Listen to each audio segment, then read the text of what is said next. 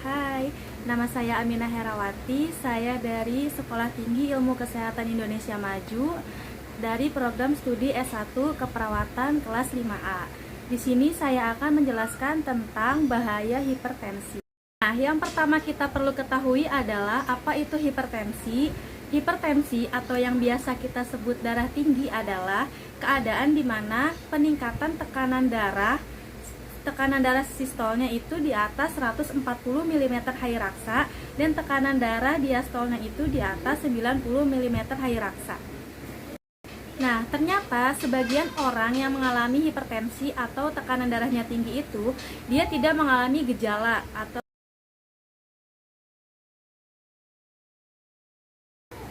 Nah, kemudian hipertensi ini apabila tidak dikontrol tekanan darahnya, itu dia akan dapat menimbulkan beberapa komplikasi penyakit lainnya.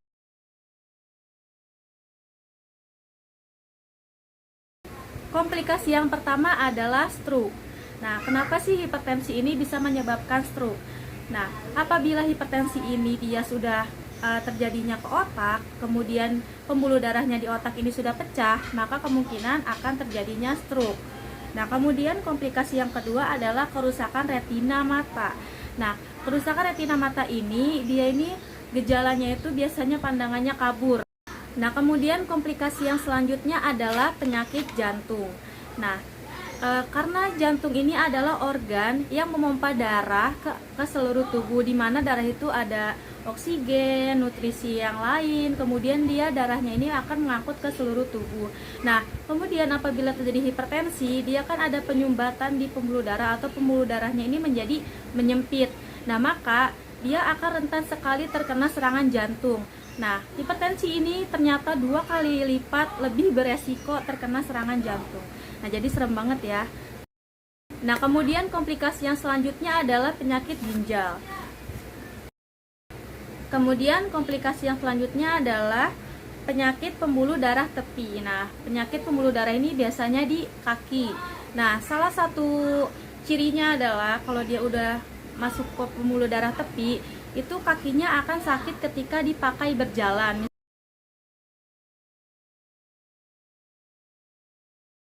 Nah, ada cara pencegahan dari hipertensi itu, namanya adalah gerakan cerdik, di mana C-nya adalah cek kesehatan secara rutin, di mana cek kesehatan itu sangat penting, apalagi cek tekanan darah.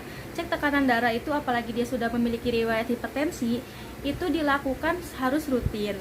Nah, kemudian cek kesehatan ini bisa dilakukan di mana saja, bisa di puskesmas terdekat, ataupun di klinik, ataupun di pelayanan kesehatan lain yang terdekat.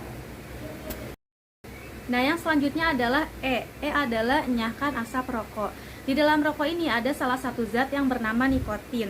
Nah, nikotin ini membuat pembuluh darahnya ini menyempit, kemudian merusak lapisan endotelial.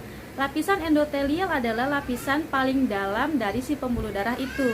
Nah, ketika rusak, dia akan menjadi penebalan pada dinding pembuluh darah. Nah, sehingga akibat penebalan itu dia akan membentuk plak.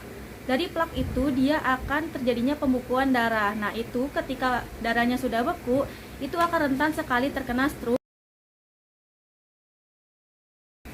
Nah, kemudian untuk yang R-nya adalah rajin aktivitas fisik. Yang dimaksud adalah olahraga.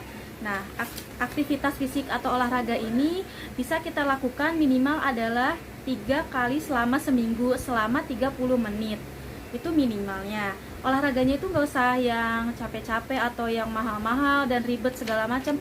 Olahraga bisa kita mulai di rumah, bisa kita mulai dari jalan-jalan di halaman rumah atau sekeliling rumah, atau bisa lari-lari kecil di halaman rumah. Kemudian juga bisa senam. Nah, kemudian banyak sekali olahraga atau aktivitas fisik yang dapat dilakukan. Kemudian D. D-nya itu adalah diet seimbang. Kemudian untuk yang I-nya adalah istirahat yang cukup. Istirahat yang cukup itu dimulai dari pola tidur. Nah, pola tidurnya ini minimal adalah atau bisa lebih bagus itu 8 jam per hari. Nah, itu kalau misalnya bergadang, nah itu kan sistem organ tubuh kita ini kan butuh istirahat. Kalau kita bergadang, maka organ tubuh kita ini nggak ada waktu buat istirahat. Nah, jadi rentan sekali terkena hipertensi atau penyakit yang lainnya. Kemudian untuk yang I-nya adalah istirahat yang cukup. Istirahat yang cukup itu dimulai dari pola tidur. Nah, untuk yang terakhir ini, yang huruf K ini adalah kelola stres. Nah, karena stres ini dapat meningkatkan tekanan darah, jadi bisa rentan terkena hipertensi. Nah, kalau misalnya kita mengalami stres nih, misalnya kita stres dengan orang tua kah, teman kah, atau keluarga, atau dengan siapapun itu, kita tuh harus kelola stres dengan baik. Nah, gimana sih caranya kelola stres dengan baik? Nah, kita bisa salurkan stres kita ini dengan kegiatan yang positif, seperti kita melakukan aktivitas hobi kita yang kita senangi gitu. Misalnya saya nih hobinya memancing atau memasak. Nah, kita bisa lakukan kegiatan yang menurut kita senang gitu, atau hobi kita itu dapat mengelola stres. Atau kita juga bisa cerita gitu ke teman, keluarga, atau kerabat, atau ke siapapun itu supaya meringankan stres kita. Nah, ternyata bahayanya hipertensi ini tidak main-main dan sangat menakutkan sebenarnya. Tetapi kebanyakan orang yang terkena hipertensi, atau orang yang tekanan darahnya tinggi, atau mungkin kita yang belum terkena tekanan darah tinggi, atau jangan sampai ya.